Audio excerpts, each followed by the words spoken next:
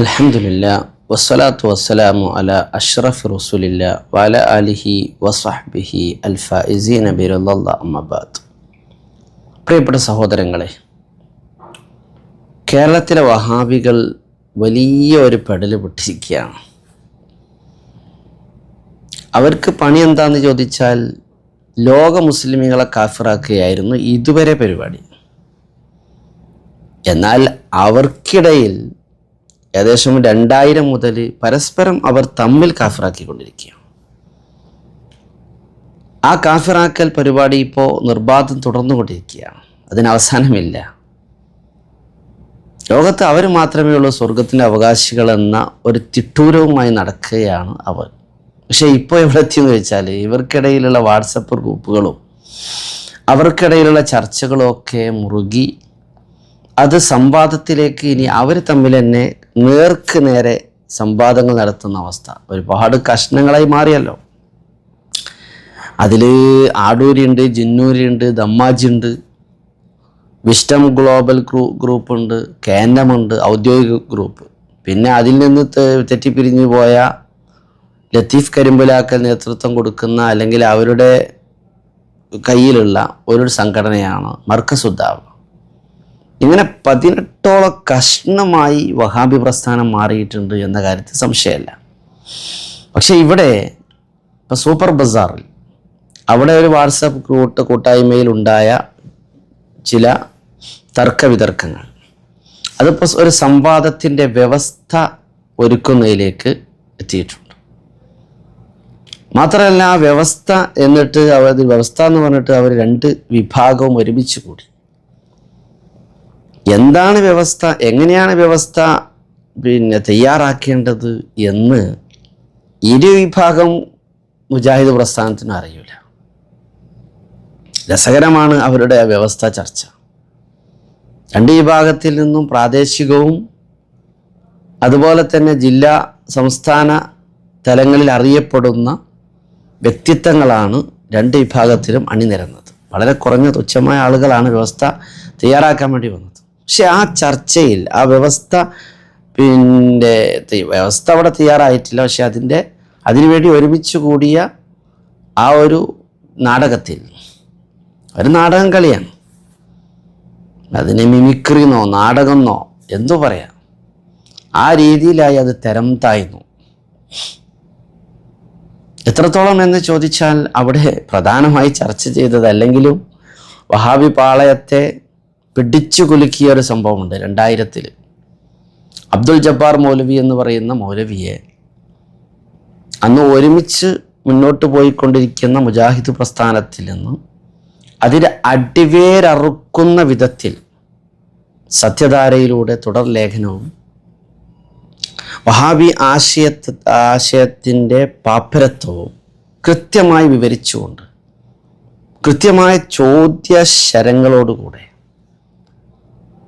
സമസ്തയുടെ നേതാവായ അബ്ദുൽ ഹമീദ് ഫൈസി അമ്പലക്കടവിൻ്റെ ആ ഒരു ചോദ്യങ്ങളാണ് മുജാഹിദ് പാളയത്തെ ആകമാനം പിടിച്ചു കുലുക്കിയത് എന്ന്, അവരുടെ ഈ പൊട്ടിത്തെറിക്ക് കാരണം ഹമീദ് ഫൈസിയുടെ ശക്തമായ ഡിഫൻസാണ് എന്ന് അവർ അന്നും പറഞ്ഞു, ഇന്നും ഇതാ പറഞ്ഞുകൊണ്ടിരിക്കുന്നു.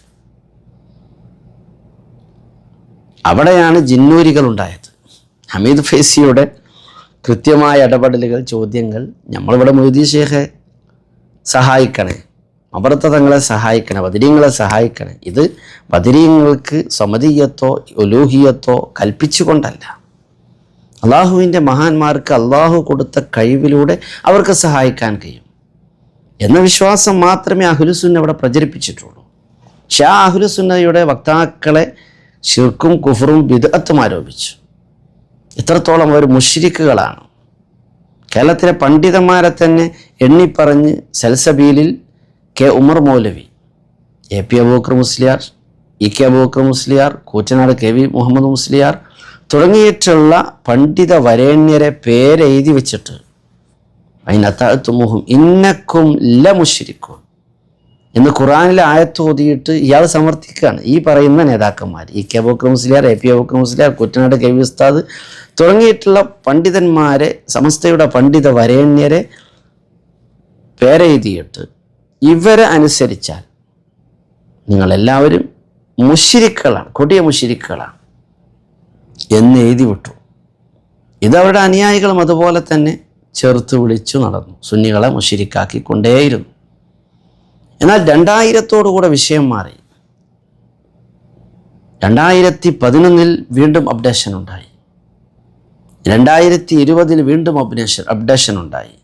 2021, 2022, 2023, 2025, 2026 ഓരോ വർഷവും എന്ന് പറഞ്ഞാൽ ഇന്നൊന്ന്, നാളെ മറ്റൊന്ന്, അതിൻ്റെ പിറ്റേന്ന് വേറൊന്ന്. ഇതാണല്ലോ വഹാബിസം. അപ്പോൾ ജിന്നൂരികൾ ഉണ്ടായത് 2000-ന് ശേഷമാണ്. അവർക്ക് തൗഹീദ്, ഉലൂഹിയത്ത്, റുബൂബിയത്ത്, അസ്മാ സിഫാത്ത് ഇങ്ങനെ തുടങ്ങിയിട്ട് തൗഹീദിൻ്റെ വിഭജനം, ലോകത്താ വിഭജനം കൊണ്ടുവന്നത് ഇബ്നു തീമിയയാണ്. മുഅ്തസിലിയാക്കളുടെ, മുജസ്സിമിയാക്കളുടെ ഒക്കെ വാദഗതികൾ ഉള്ളവരാണിവർ. ഇവരുടെ അവസ്ഥ എന്ന് പറഞ്ഞാൽ വളരെ ദയനീയമാണ്, വളരെ ദയനീയമാണ്. ലോക മുസ്ലിമീങ്ങളെ കാഫിറാക്കിയ ഇവർ സുന്നികളെ, കേരളത്തിലെ ബഹുഭൂരിപക്ഷം സുന്നികളെ, സമസ്തക്കാരെ പലതിൻ്റെയും പേര് പറഞ്ഞ് അവർ കാഫിറാക്കി, മുശ്രിക്കാക്കി ചിത്രീകരിച്ചുകൊണ്ടിരിക്കുകയാണ്. കാരണം അവർ പഠിച്ചു വെച്ച, അല്ലെങ്കിൽ അവർക്ക് അവരുടെ ആചാര്യന്മാർ പഠിപ്പിച്ചു കൊടുത്ത തെറ്റായ നിർവചനം. ഇബാദത്ത് എന്ന് പറഞ്ഞാൽ അതിനവർ നൽകിയ, അല്ലെങ്കിൽ അവരുടെ ത്രിമൂർത്തികളായ സെയ്ദ് റഷീദിലെയും ജമാലുദ്ദീൻ അഫ്ഗാനി, മുഹമ്മദ് അബുദയും പഠിപ്പിച്ചു കൊടുത്ത, അവരുടെ അൽമനാറിലൂടെ അവർക്ക് കിട്ടിയ ആശയം എന്താണ്? മഹാന്മാരായ സലഫുസ്സാലിഹ്യങ്ങൾ പഠിപ്പിച്ച വ്യാഖ്യാനമല്ല. കാര്യകാരണ ബന്ധങ്ങൾക്ക് അതീതമായി ഗുണമോ ദോഷമോ വരുത്താൻ സാധിക്കുന്ന അള്ളാഹുവിന് മാത്രമാണ് എന്ന് വിശ്വസിക്കലാണ് തൗഹീദ് എന്നും, അതേപോലെ തന്നെ ഇബാദത്ത് എന്ന് പറഞ്ഞാൽ അതിൻ്റെ നിർവചനത്തിലും അവർ പഠിപ്പിക്കുന്നത് അള്ളാഹു അല്ലാത്തവരെ പങ്കു ചേർക്കുക. ഷിർക്ക് എന്ന് പറഞ്ഞാലും അങ്ങനെ തന്നെയാണ്. എല്ലാം ഒന്ന് തന്നെയാണ് അവർക്ക്. എന്താണ് ഷിർക്ക്, എന്താണ് ഇബാദത്ത്, എന്താണ് തൗഹീദ്, ഇതിൻ്റെ നിർവചനത്തിൽ വ്യക്തമായ പാപ്പരത്വം സംഭവിച്ച വിഭാഗത്തിൻ്റെ പേരാണ് വഹാബി പ്രസ്ഥാനം. നിലപാടില്ല. ഇപ്പോൾ അവർക്ക് ഒരു വിഷയത്തിലും നിലപാടില്ല. നമ്മൾ മഹാന്മാരായ ആളുകൾ ഇബാദത്തിന് എന്താണോ നിർവചനം കൊടുത്തത്, അവരെന്താണ് ഷിർക്കിന് നിർവചനം കൊടുത്തത്, അതാണ് നമ്മൾ പഠിപ്പിക്കുന്നത്. അതുകൊണ്ട് നമ്മളെത്ര ഇനിയിപ്പം സംഘടനാപരമായിട്ട് നമ്മൾക്ക് അകൽച്ചയുണ്ടായാലും, സംഘടന വ്യത്യസ്തമായ കാഴ്ചപ്പാടുള്ള സംഘടനകൾ സമസ്തയിലുണ്ടായാലും, ഇത്തരം വിഷയങ്ങളിൽ ഇവർക്കിടയിൽ പ്രശ്നമുണ്ടാവില്ല. ഇപ്പോൾ സമസ്തയിൽ വിഭാഗീയതയുണ്ടല്ലോ. AP അബൂബക്കർ മുസ്ലിയാരുടെ നേതൃത്വത്തിൽ ഒരു സംഘടന, മഹാനായ ജിഫിരി ഉസ്താദ് തങ്ങളുടെ നേതൃത്വത്തിൽ മറ്റ് ഇവിടെ ഔദ്യോഗികമായ സമസ്ത. ഇതൊക്കെ അവിടെ മുന്നോട്ട് പോകുമ്പോൾ അവർക്കിടയിൽ ഇത്തരം പരസ്പരം കുഫ്രാരോപിക്കുന്ന പരിപാടിയില്ലല്ലോ. ഇനിയിപ്പോൾ നമ്മുടെ ഫിഖ്ഹി ചർച്ചകളിൽ പോലും മദ്ഹബി കാഴ്ചപ്പാടുണ്ടായതുകൊണ്ട് അവർക്കിടെ ആ വിഷയത്തെ തർക്കമില്ലല്ലോ. സംഘടനാപരമായ അഭിപ്രായ വ്യത്യാസം ഉണ്ടായേക്കാം. ഇതല്ലാത്ത ഇസ്ലാം നിന്ന് പുറത്താക്കുന്ന രീതിയിലുള്ള വളരെ വിദണ്ഡമായ വാദഗതികളുമായിട്ട് വഹാബികൾ പോവാൻ കാരണം സുന്നത്ത് ജമാഅത്തിൻ്റെ ചുണക്കുട്ടികളുടെ കൃത്യമായ ഡിഫൻസാണ്. അബ്ദുൽ ഹമീദ് ഫൈസി ഉസ്താദിൻ്റെ ശക്തമായ പ്രതിരോധം. ആ ചോദ്യത്തിൻ്റെ മുമ്പിൽ വഹാബി പ്രസ്ഥാനം കാറ്റിൽ ഉലഞ്ഞു എന്ന് മാത്രമല്ല, അവർ നെടുകെ പിളർന്നു, എട്ടിൽ പൊട്ടി. അതിൻ്റെ പ്രസരണം, അതിൻ്റെ അനുകരണം, അതിൻ്റെ അനുരണം ഇവിടെ നടന്നുകൊണ്ടിരിക്കുകയാണ്. വഹാബി പ്രസ്ഥാനത്തിൻ്റെ ഏറ്റവും ലൈറ്റസ്റ്റ് അത് നമ്മെ കൃത്യമായിട്ട് നമുക്ക് കാണാൻ സാധിക്കും. ജിന്നെ കാക്കണേ, മലക്കെ കാക്കണേ, ഇരുളിൻ്റെ മറവിൽ വഴി അറിയാതെ സഞ്ചരിക്കുന്ന ഒരാൾക്ക് ഒരു ജിന്നിനെ വിളിച്ച് ജിന്നെ കാക്കണേ, ജിന്നെ സഹായിക്കണേ എന്ന് പറഞ്ഞാൽ അത് ഷിർക്കിൻ്റെ പരിധിയിൽ പെടില്ല. അബ്ദുൽ ജബ്ബാർ മൗലവി വഹാബി പ്രസ്ഥാനത്തിൻ്റെ അന്ന് ഒന്നിച്ചു നിന്ന കാലത്ത് അദ്ദേഹം എഴുതിയ ലേഖനത്തിൽ നിന്ന് അത് തെറ്റാണ്, അബ്ദുൽ ജബ്ബാർ മൗലവിക്ക് പിഴവ് പറ്റിയിട്ടുണ്ട്, അയാൾ ഇസ്ലാമിൽ നിന്ന് പുറത്താണ്, അയാൾ കൊടിയ കാഫിറാണ് എന്ന് വരെ പറയുന്നിടത്തേക്ക് അവരുടെ തൗഹീദ് പോയി. അങ്ങനെയാണ് KNM ഒക്കെ നെടുകെ പിളർന്ന് ഇയാൾ പിന്നെ അതിൻ്റെ ആൻറ്റി ഗ്രൂപ്പായി മാറിയത്. പിന്നെ അയാളിലൂടെയാണ് പിന്നെ ജിന്നി ഗ്രൂപ്പ് ഉണ്ടാകുന്നത്. അതിൽ സക്കരിയ സലാഹി വന്നു ആദ്യം, പിന്നെ അയാൾ അതിൽ നിന്ന് തെറിച്ചു. അതിൽ തന്നെ ആദ്യം KNM-ൽ നിന്നിരുന്ന ഒരു മൗലവിയായിരുന്നു ഹുസൈൻ സലഫി. അയാളും എന്ത് ചെയ്തു, പിന്നീട് KNM-ൽ നിന്ന് ചാടി ജിന്നൂരിലേക്ക് പോയി. പിന്നെ തലക്ക് വെളിവില്ലാതെ ഖുർആൻ തെറ്റായി വ്യാഖ്യാനിച്ചുകൊണ്ട് മണ്ടത്തരങ്ങൾ വിളിച്ചു പറയുന്ന വിഡ്ഢിവേഷം കെട്ടിയ ഒരു മൗലവിയുണ്ട്, ബാലുശ്ശേരി. ഇയാളും അങ്ങനെ തന്നെ. അപ്പോൾ വഹാബി പ്രസ്ഥാനത്തിൻ്റെ ഏറ്റവും വലിയ ഈ പിളർപ്പിന് കാരണം, അവരിങ്ങനെ ആശയപരമായി അവർക്ക് പിടിച്ചു നിൽക്കാൻ കഴിയാത്തതിൻ്റെ പ്രധാനമായ കാരണം അബ്ദുൽ ഹമീദ് ഫൈസി എന്ന് പറയുന്ന സമസ്തയുടെ പ്രഗത്ഭനായ പണ്ഡിതൻ്റെ പ്രതിരോധമായിരുന്നു എന്ന് അവർ നേരത്തെ സമ്മതിച്ചു, വീണ്ടും സമ്മതിച്ചു കൊണ്ടിരിക്കുന്നു. അതിൻ്റെ ലൈറ്റസ്റ്റ് ഉദാഹരണമാണ് അവർ ചെന്നുപെട്ട ഏറ്റവും വലിയ പൊല്ലാപ്പ്. നോക്കിങ്ങൾ അത് നിങ്ങൾക്ക് കാണാം ഇൻഷാ അല്ലാഹ്. അത് അവരുടെ വ്യവസ്ഥ കോഴിക്കോട് സൂപ്പർ ബസാറിൽ അതുമായി ബന്ധപ്പെട്ട് 2 വിഭാഗം ആളുകളും, ജിന്നൂരി വിഭാഗവും വിസ്റ്റം ഗ്രൂപ്പിൻ്റെ വിഭാഗവും, ജിന്നൂരി വിഭാഗം എന്ന് പറഞ്ഞാൽ വിസ്റ്റം ഗ്രൂപ്പ്, അതേപോലെ തന്നെ KNM, അതിൻ്റെ 2 നേതാക്കന്മാരുടെയും അവരുടെ സംസ്കാരം, എന്താണ് വ്യവസ്ഥ, എങ്ങനെയാണ് സംവാദം, ഒന്നും അറിയാത്ത മൗലവിമാർ അവരുടെ തനി നിറം അവർ കാണിച്ചുകൊണ്ടിരിക്കുകയാണ്. വിസ്റ്റം ഗ്രൂപ്പ് എന്ന് പറഞ്ഞാൽ എൻ്റെ നാട്ടിൽ ചെറുപാടി ഒരു സംവാദം ഉണ്ടായിരുന്നു. അതിൻ്റെ കഥ പറയേണ്ട. അവർ പിന്നെ ഫൈസൽ മൗലവി എന്ന് പറയുന്ന മൗലവി അന്ന് വിയർക്കൽ മാത്രമല്ല, ഞങ്ങൾ അതിനുവേണ്ടി ആദ്യത്തെ സിറ്റിങ്ങുകളൊക്കെ നടത്തിയതും അതിൻ്റെ തുടക്കവും ഒക്കെ ഈ വിനീതനൊക്കെ അതിൽ പങ്കുണ്ട്. പക്ഷെ അങ്ങനെ ഇരുന്ന സമയത്ത് അവർ കത്തുകൾ മാറി ചോദിച്ചു. സംഭവത്തിന് വെല്ലുവിളിച്ച് കഴിഞ്ഞാൽ അതിനിങ്ങോട്ട് വരിക എന്നല്ലാതെ അതിന് ലെറ്റർ പേഡും ഒക്കെ നമ്മൾ കൊടുത്തു. പക്ഷെ ആ ലെറ്റർ പേഡ് കൊടുക്കുമ്പോൾ തന്നെ ലെറ്റർ പേഡ് ചോദിക്കാമെന്ന് മാത്രമല്ല, ലെറ്റർ പേഡിൽ നമ്മൾ ഔദ്യോഗികമായി കൊടുത്തിട്ട് സമസ്ത കേരള ജമിയത്തുൽ മുഅല്ലിമീൻ്റെ കീഴിൽ കൊടുത്തിട്ട് അത് സമസ്തയുടെ ഔദ്യോഗിക വിഭാഗമല്ല എന്ന് പറഞ്ഞ് വിവരക്കേട് കാണിച്ച ആളുകളാണ് അവർ. എന്നിട്ട് പിന്നെ SKSSF യൂണിറ്റ് വേണമെന്ന് പറഞ്ഞ് അത് കൊടുത്തു. എന്ന് പറഞ്ഞാൽ സംവാദത്തിൽ നിന്ന് പൂർണ്ണമായി, ചെറുവാടി സംവാദത്തിൽ നിന്ന് നമ്മുടെ വെല്ലുവിളിയിൽ നിന്ന് അവർ പൂർണ്ണമായി ഒഴിഞ്ഞു മാറാനുള്ള ശ്രമമായിരുന്നു. അവരങ്ങനൊന്നും വരില്ല, അവരങ്ങനെ വരില്ല. ഒരുപാട് തവണ നമ്മൾ ട്രാപ്പിലാക്കിയതിന് ശേഷമാണ് അവർ ചെറുവാടി സംവാദത്തിൽ ആ വലയിൽ വീണത്. അവസാനം ഫൈസൽ മൗലവി ആ വലയിൽ വീണെന്ന് മാത്രമല്ല, നമ്മുടെ സുന്നത്ത് ജമാഅത്തിൻ്റെ ചുണക്കുട്ടികളുടെ മുമ്പിൽ, ഇസ്തിഖാമയുടെ പണ്ഡിതന്മാരുടെ മുമ്പിൽ അവർ വിയർത്ത് കുളിച്ച് അവർ തടിയപ്പുകയാണ് ചെയ്തത്. ചെറുവാടിയിലെ നബിദിനാഘോഷം എല്ലാവർക്കും അറിയാം, ചർച്ച, ആ സംവാദം അതൊന്നിനൊന്നിന് മെച്ചപ്പെട്ടതായിരുന്നു. കാരണം സമസ്തയുടെ സംവാദങ്ങൾ അങ്ങനെയാണ്. പെടവണ്ണയിൽ നടന്ന സംവാദത്തിൽ ഒരു മൗലവിയുടെ വിവരക്കേടും പാപ്പരത്തോടെ കൃത്യമായി നമ്മുടെ പണ്ഡിതന്മാർ പൊളിച്ചടക്കി. ഒരു മൗലവി അറബി അറിയണമല്ലോ ഈ സംവാദത്തിനൊക്കെ വരേണ്ടത്. ഒരു കവിത ചൊല്ലിയതാ, അഞ്ഞണമെന്നാൽ ഞാൻ അറിയും അത് മഞ്ഞൾ പോലെ വെളുത്തിരിക്കുന്നു പറഞ്ഞ മാതിരി ഒലക്കയും പാന്തും ഏച്ചൂട്ടിയ പോലെ ഒരു പദ്യം, കവിതാശലകം, അത് ശകലം അതുപോലെ ചൊല്ലി പൂർത്തിയാക്കാൻ കഴിയാത്ത അവസ്ഥയിൽ പാപ്പരായവർ അങ്ങനെ എല്ലാ സ്ഥലത്തും. പിന്നെ വിഷ്ടക്കാരെ കാര്യം പറയണ്ട, ഫൈസൽ മൗലവി മാത്രമേ അവരുടെ കൂട്ടത്തിലുള്ളൂ. അയാൾ തനി വണ്ടത്തരങ്ങളാണ് വിളിച്ച് പറയാ. പച്ചക്കളവാണ് അയാൾ പറയും, പച്ചക്കളവ്. ആ കളവ് എത്ര കാലം പിടിച്ചു നിൽക്കും? അങ്ങനെ കളവ് പറയാൻ തുടങ്ങി എത്ര കാലം അത് പിടിച്ചു നിൽക്കും? അതേ തനി ആവർത്തനമാണ്. ഇപ്പോൾ അവർ തമ്മിലാണല്ലോ, അവർ തമ്മിൽ തന്നെ പരസ്പരം കുഫറാക്കിക്കൊണ്ടിരിക്കുകയാണ്. മുജാഹിദ് ബാലുശ്ശേരി സങ്കടപ്പെടുകയാണ്. അനസേ എന്ന് പറഞ്ഞിട്ട്, അതേപോലെ തന്നെ ഹനീഫ എന്ന് വിളിച്ചിട്ട് അവർ എന്നെ കാഫിറാക്കി, മുശ്രിക്കാക്കി എന്നൊക്കെ പറയാൻ. നായികക്ക് 40 വട്ടം മുസ്ലിം ലോകത്തിന്, പ്രത്യേകിച്ച് സുന്നികളിൽ തന്നെ പ്രധാനപ്പെട്ട പണ്ഡിതന്മാർക്ക് നേരെ ആരോപണങ്ങൾ ഉന്നയിക്കുന്ന ആളായി മുജാഹിദ് ബാലുശ്ശേരി. അയാളെ മറുവിഭാഗം കുഫർ ആരോപിക്കുമ്പോൾ ഇയാൾക്കിങ്ങനെ ഹാലളുകയാണ്, പിരിയളകുകയാണ്, പ്രഷർ കയറുകയാണ്. ഇതൊക്കെ നമുക്ക് ഇന്ന് ലൈവായി കിട്ടും. അപ്പോൾ ഞാനിവിടെ കേൾപ്പിക്കുന്നത് വഹാബി പ്രസ്ഥാനത്തിൻ്റെ ഏറ്റവും ലൈറ്റസ്റ്റ്, കോഴിക്കോട് അവർ തമ്മിൽ നടന്ന ഒരു കണ്ണൊട്ടി തീട്ടം തൊട്ടമായിരുന്നു അറിയില്ല, അക്കോലത്തിൽ പരസ്പരം അങ്ങോട്ടും ഇങ്ങോട്ട് കൊമ്പ് കോർക്കുകയാണ്. സംവാദ വ്യവസ്ഥക്ക് വന്നവരവർ. അവരെ സംസ്കാരം എന്താണെന്ന് കൃത്യം നമുക്ക് സംസ്കാരം പഠിപ്പിച്ചു തരുന്ന ആളുകളാണ് അവർ. നമുക്ക് വിവരമൊന്നുമില്ല, സുന്നികൾക്ക് സംസ്കാരമില്ല എന്ന് പറഞ്ഞ് നമ്മളെ പഠിപ്പിക്കാൻ വരുന്ന ആളുകളുടെ സംസ്കാരം എന്താണെന്ന് കൃത്യമായി ആ വ്യവസ്ഥ ചർച്ചയിൽ കാണാൻ സാധിക്കും. ഇവിടെ എവിടെ എത്താതെ അതങ്ങോട്ട് അടിച്ച് പിരിഞ്ഞെന്ന് പറയില്ല, പക്ഷെ അടി ഒടിയില്ല എന്ന് മാത്രം. അങ്ങോട്ടും ഇങ്ങോട്ടും എണീച്ച് നിന്നിട്ട് അങ്ങോട്ടും ഇങ്ങോട്ടും ഭയങ്കര വക്കാണം വഴക്കും. ഇതാണ് ഇപ്പോൾ അവരുടെ വ്യവസ്ഥ.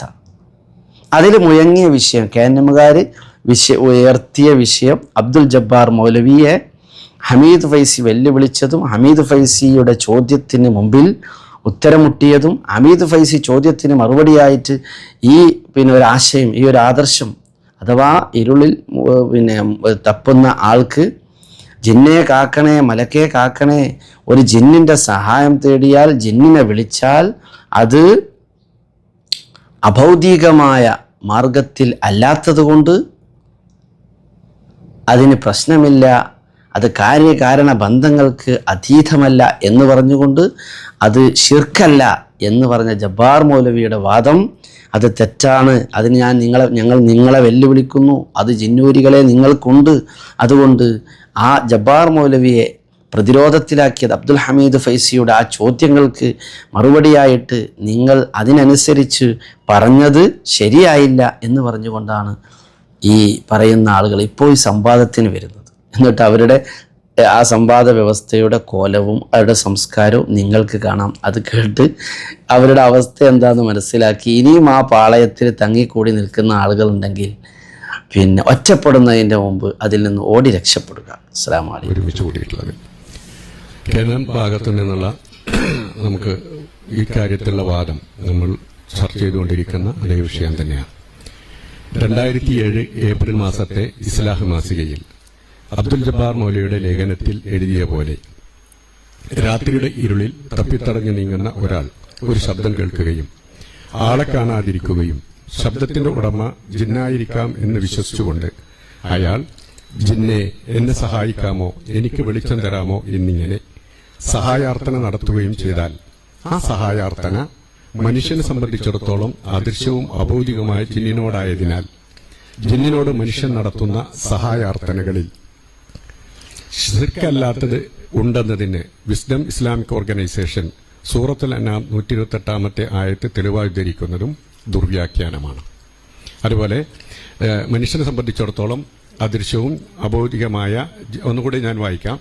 2007 ഏപ്രിൽ മാസത്തെ ഇസ്ലാഹ് മാസികയിൽ അബ്ദുൽ ജബ്ബാർ മൗലവിയുടെ ലേഖനത്തിൽ എഴുതിയ പോലെ രാത്രിയുടെ ഇരുളിൽ തപ്പിത്തടഞ്ഞു നീങ്ങുന്ന ഒരാൾ ഒരു ശബ്ദം കേൾക്കുകയും ആളെ കാണാതിരിക്കുകയും ശബ്ദത്തിന്റെ ഉടമ ജിന്നായിരിക്കാം എന്ന് വിശ്വസിച്ചുകൊണ്ട് അയാൾ ജിന്നെ എന്നെ സഹായിക്കാമോ, എനിക്ക് വെളിച്ചം തരാമോ എന്നിങ്ങനെ സഹായാർത്ഥന നടത്തുകയും ചെയ്താൽ ആ സഹായാർത്ഥന അത് ശിർക്കാണ്.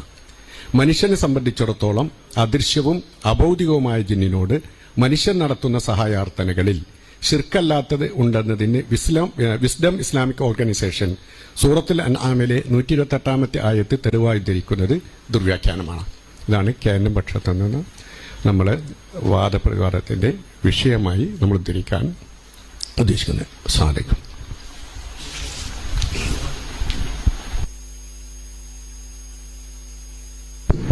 അസ്സലാമു അലൈക്കും.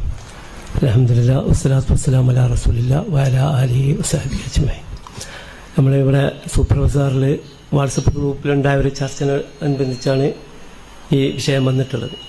ജബ്ബാർ മൗലവിയുടെ ഒരു ലേഖനത്തിൽ ഒരു ഖണ്ഡിക പ്രകാരം അത് മാത്രം അതിൽ ശിർക്കുണ്ട്, ശിർക്കില്ല എന്നുള്ള മാത്രമുള്ള ചർച്ചയിലാണ്. അപ്പം അതിനുള്ള വ്യവസ്ഥ എഴുതാനാണ് നമ്മളിവിടെ ഇരുന്നിട്ടുള്ളത്. അതിന് ബാക്കി കാര്യങ്ങൾ സൂചിപ്പിക്കണം.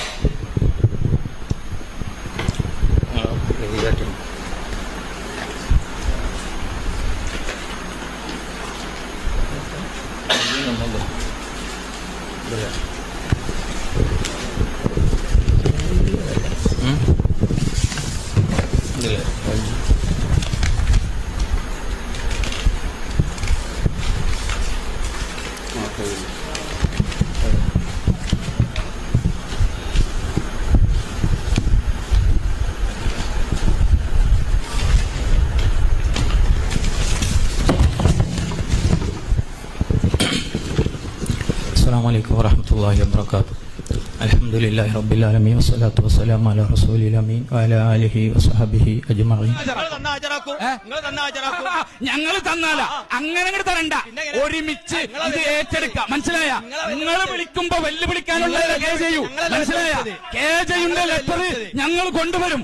അന്ന് തന്നെ നിങ്ങൾ വിസ്ഡം പണ്ഡിത സഭയുടെ ലെറ്റർ കൊണ്ടുവരാൻ തയ്യാറുണ്ടോ? നിങ്ങൾക്ക് അതിന് സ്വന്തം ഇത് ഒപ്പിട്ട ലെറ്റർ ഉണ്ട്, നിങ്ങൾക്ക് പറ്റുമോ? വെല്ലുവിളിച്ചത് നിങ്ങളാണ്, ഞങ്ങളല്ല വെല്ലുവിളിച്ചത്. നിങ്ങൾ സംസാരിച്ചല്ലോ ഇവിടെ. ഇതാ ഞങ്ങളല്ല വെല്ലുവിളിച്ചത്, നിങ്ങളെ വെല്ലുവിളിച്ചത്. ഞങ്ങൾ ഇവിടെ സംഭാരത്തിന്റെ വ്യവസ്ഥ എഴുതാൻ വന്നത് ഞങ്ങൾ നൽകിയ അല്ല, ഇവിടെ ഞങ്ങൾ സംഭാരത്തിന്റെ വ്യവസ്ഥ എഴുതാൻ വന്നതാണ്.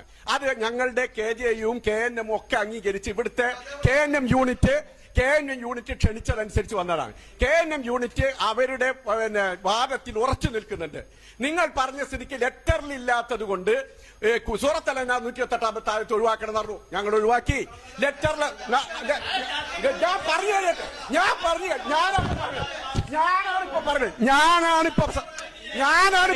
പറയരുത്.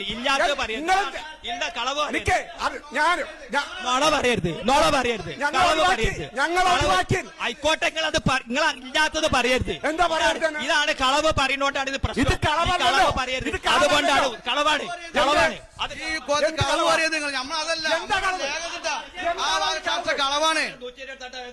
ഞങ്ങൾ പറഞ്ഞിട്ടില്ല. നിങ്ങൾക്ക് എന്ത് ക്രെഡിബിലിറ്റി ഉള്ളത്? നിങ്ങൾ ഒഴിവാക്കണം എന്ന് പറഞ്ഞിട്ട് ഞങ്ങൾ തയ്യാറെന്ന് പറഞ്ഞത് പച്ച കള്ളം പറയാ. നിങ്ങൾ ഒഴിവാക്കണം എന്നാ പറഞ്ഞത്. സൂറത്ത് അൻആം നമ്മളെ ചർച്ചയിലില്ല, ഒഴിവാക്കണം നിങ്ങൾ പറഞ്ഞു. ഇത് ജനം കേൾക്കുന്നുണ്ട്. ഇതിന്റെ ആദ്യ ഭാഗത്ത് നിങ്ങൾ പറഞ്ഞത് ജനം കേൾക്കുന്നുണ്ട്. നിങ്ങളെ ക്രെഡിബിലിറ്റി ഉണ്ടല്ലോ, പൊളിഞ്ഞ് പാളിസാവും. ചർച്ച ചെയ്യുന്ന പറഞ്ഞു. ഞങ്ങളത് ഒഴിവാക്കരുതല്ല പറഞ്ഞു. ഈ വിഷയത്തിൽ ചർച്ച ചെയ്യണം എന്നാ പറഞ്ഞു.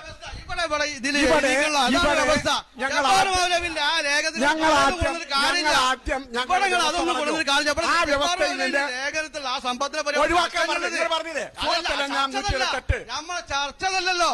നിങ്ങൾ എവിടെയുള്ള കാര്യമുണ്ടോ? നിങ്ങൾ വേറെ വൈകുന്നേരം എഴുതിക്കോളി. നിങ്ങൾ വേറെ വൈകുന്നേരം എഴുതിക്കോളി. ഇത് ഇവിടെ അതല്ല. ഇവിടെ ജബ്ബാർ മൗലവിന്റെ ലേഖനത്തിൽ ആ കോട്ടാണ് ഇവിടെ വാദപ്രതിവാദം. സംഭവത്തിലുണ്ടോ എന്ന് ആലോചിക്കാന്ന്. ഇതൊക്കെ എഴുതി ഒപ്പിടുന്നതിന് മുമ്പ് ആലോചിക്കണം. മനസ്സിലായ? യൂണിറ്റ് എഴുതി ഒപ്പിടുന്നതിന് മുമ്പ് ആലോചിക്കണം. ഇത് ഏറ്റെടുക്കുമെന്നും വിചാരിച്ചിട്ട് എഴുതി ഒപ്പിട്ട് കൊടുത്തു. അതാണ് ഞാൻ പറയുന്നത്. എന്ത് ക്രെഡിബിലിറ്റി! ഇതാ ലെറ്റർ ഹെഡ്.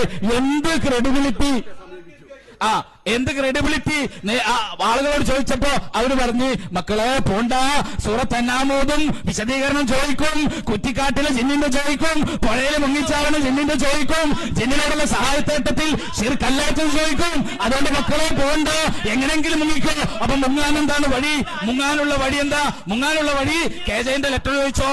അപ്പൊ ഞങ്ങൾ പറഞ്ഞ് ശരി, KJന്റെ ലെറ്റർ ഞങ്ങൾ തരാം. എപ്പോ തരാം?